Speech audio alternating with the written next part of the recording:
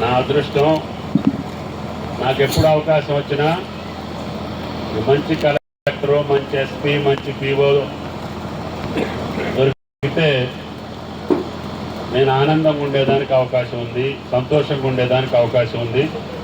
అది నా సొంత జిల్లా కొత్తగూడెం జిల్లాకి దక్కినందుకు కలెక్టర్ గారికి, ఎస్పీ గారికి, పీఓ గారికి, డిఎఫ్ఓ గారికి, ప్రియమైన అధికారులందరికీ పేరు పేరున నమస్కారం.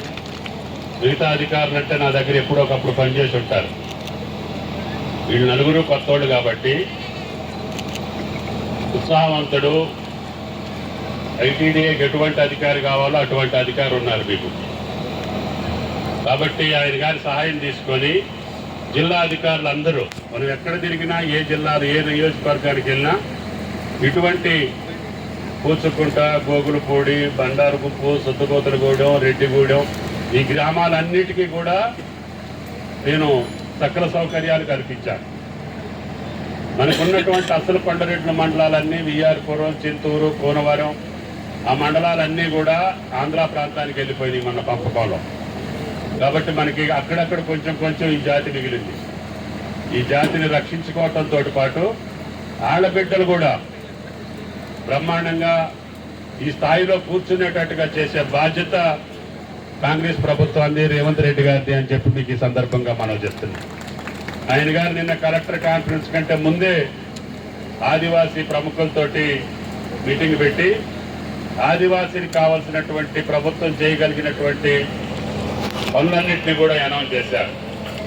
వాళ్ళ యొక్క చదువుల కోసం కానీ, వాళ్ళ యొక్క వ్యవసాయం కోసం కానీ, వాళ్ళ యొక్క ఇండ్ల కోసం కానీ ఆ హ్యాబిటేషన్స్ ఏ రకంగా చేయగలగాలో మన దగ్గర ఉన్నటువంటి మొత్తం శక్తిని కూడా ఇటువంటి గ్రామాల మీద పెట్టాలి. జిల్లా యంత్రాంగం మీకు ఉన్న స్కీములన్నింటినీ ముందు ఈ ప్రాంతంలో ఇంప్లిమెంట్ చేస్తే అది జిల్లా వ్యాపితంగా పనికొస్తుంది. నేను 30 ఏళ్ల క్రితం గుండాల చేస్తే ఈరోజు నేను గుండాలు పోతే ఆనందంగా ఉంటుంది.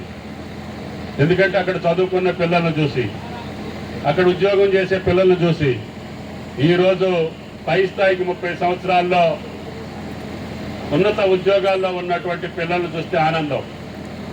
అందుకని ఆ రోజుల్లో కూడా అజయ్ కల్లం పీఓగా ఉన్నప్పుడు ఎక్కువ గిరిజన ప్రాంతంలో రెసిడెన్షియల్ స్కూల్స్ అన్నింటినీ ఏర్పాటు చేశాం. దానివల్ల మన బిడ్డలు ఎంతో కొంతమంది చదువుకున్నారు. చదువుకున్న కుటుంబం సుఖంగా ఉంది, ఆనందంగా ఉంది, సంతోషంగా ఉంది, సంపదతో ఉంది. అందుకనే ప్రతి బిడ్డని మీరు కష్టపడి చదివించండి. మీరు ఇన్ని రోజులు వందల సంవత్సరాలుగా, వేల సంవత్సరాలుగా తాతలు తండ్రులుగా ఇక్కడ ఆకు అలాలతోటి మీరు బతికారు. నాగమ్మ చెప్తుంది, వాళ్ళ తాత ఇక్కడే, వాళ్ళ తండ్రి ఇక్కడే, ఆమె కూడా పెళ్లి చేసుకోకుండా ఇక్కడే మీకోసం ఉంది. ఆమె గారు నేను అధికారంలో ఉన్నప్పుడల్లా నా దగ్గరికి నడిచి వచ్చేది. ఈ ఊరికి సరుకులు కావాలంటే పైడి గారి తండ్రి బుట్ట మీద పట్టుకొచ్చి అమ్మేవాడండి. నెత్తి మీద గంప పెట్టుకొని ఈ ఊరికి సరుకులు తీసుకొచ్చి అమ్మేవాడండి. అందుకని ఒకసారి అతనికి అట్లా ఉండే ఊరుందని వచ్చి అప్పుడు ఏదో చెరువు కావాలన్నారు, నీళ్లు కావాలన్నారు, మంచి చెడ్డ ఆ రోజు చేసేళ్ళాం. ఆ రోడ్డు శాంక్షన్ చేశాం.